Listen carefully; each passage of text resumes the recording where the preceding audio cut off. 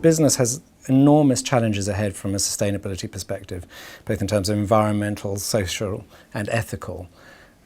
How is business feeling at the moment in terms of getting to grips with such a multitude of issues?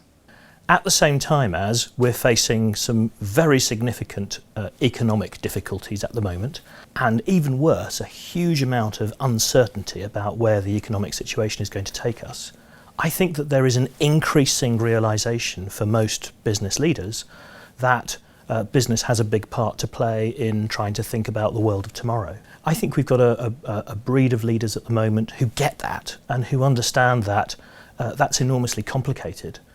One of the reasons why it's very complicated is that each one of the challenges that we face right now is already complex enough for us to kind of write several books about. When you put them all together, it really starts to get very, very difficult indeed. And how prepared are businesses? I don't think that anybody has a magic wand or a silver bullet or knows what all the answers are. But I think we're going through a time at the moment when people are starting to think, well, if we don't have all the answers from what we did before, we're going to have to start looking at completely new ways of working and completely new ways of thinking in order to make things possible. There is an increasing realisation that simply understanding, if you like, the technical dynamics and mechanics of how to run a company, the technical language of management, that's not enough to be able to confront some of these problems. All it's going to make us able to do is able to lead companies like we've led before. It's not going to allow us to transform what we're doing. In order to transform, we've got to understand fundamentally what's going on inside people's heads. I think it's a pity. I think it's a pity that we haven't found ways of having better dialogue across disciplines. I think it's a pity that we haven't found ways of creating more of an opportunity for genuine challenge, not just the kind of Punch and Judy show that we sometimes see with very caricatured positions where sort of corporation bashing on the one hand and philistine kind of rejection of anything intellectual on the other. Some time ago, C.P. Snow talked about the two cultures problem of science and the arts. I think the world of intellectual commentary and the world of business are in danger of being two cultures just as profoundly as that. And I think it's a great shame. So one of the things post Rio +20 is that the global political sort of change process is basically blocked and is not moving, and that what we're going to see increasingly is actually new collaboration. So given that what you say is there's potential divide, how easy is it to actually create effective collaborations, and what will allow those to flourish? It isn't easy, and anyone who's tried to do it in even a personal context should understand that it is quite hard. Most partnerships are quite hard to sustain, whether we're talking about working closely with someone or being married to someone or whatever it is. It takes work. I think that we are in danger sometimes of creating a situation in which people look at the logical reasons why it is that they might partner with each other. And they might say, use one of these dreadful words like synergy. Oh, there's plenty of synergy between us, we must partner with each other. Fantastic. They do the sums and they say, here are the synergies, etc. And they get to it, they sign a contract, decide that they want to work together in whatever way. Champagne is drunk, everybody is extremely happy, and then within 2 weeks they can't stand the sight of each other. And the reason why is because they haven't actually thought about the hard work that it takes to make a relationship work well.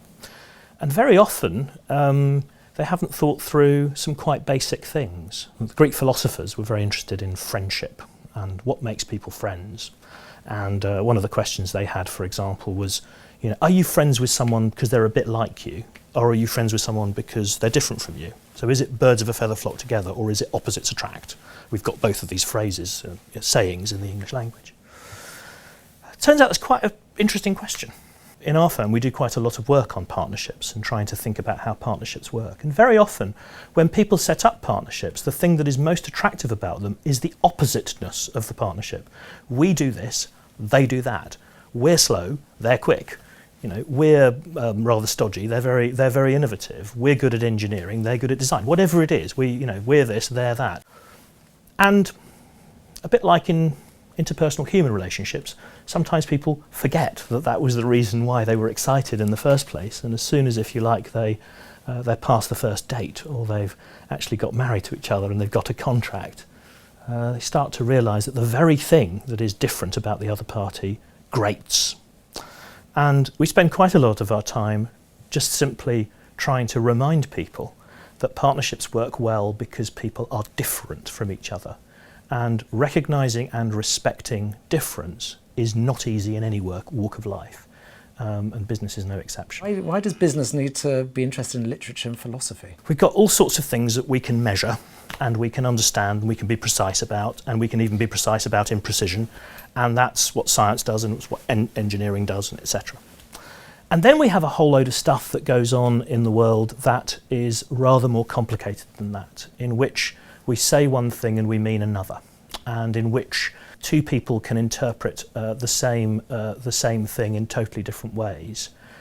And that's a world of complexity, and it's a world of a certain amount of confusion, and it's a world of the emotions, which have a huge part to play in our decision making. If you want to know what decisiveness is, decision making, you can go and read a treatise by some business professor or something about it, and you will find out a certain number of things.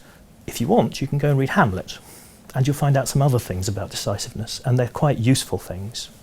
I am saying that in Hamlet there is a fantastic resource of thinking that can allow us to deal with complexity and the complexity of decisiveness and decision making, which doesn't exist in any other form.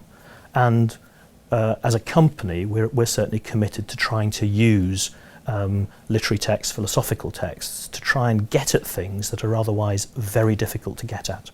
But how do you drive that into business? Today, I would say there's been an enormous shift, and the diversity of different kinds of personality type and different kinds of interest that make an organisation successful is much more at the forefront now of the way in which businesses think and plan. We're living in a moment of a huge opportunity. If only we can get our most brilliant thinkers to engage with business, we're living at a time of huge opportunity to think about how business might reform some of its practices for social good, for sustainability, and why not, for profit. If what we do is we demonise business and polarise the different positions, I'm very, very pessimistic. I think that actually not much will happen at all.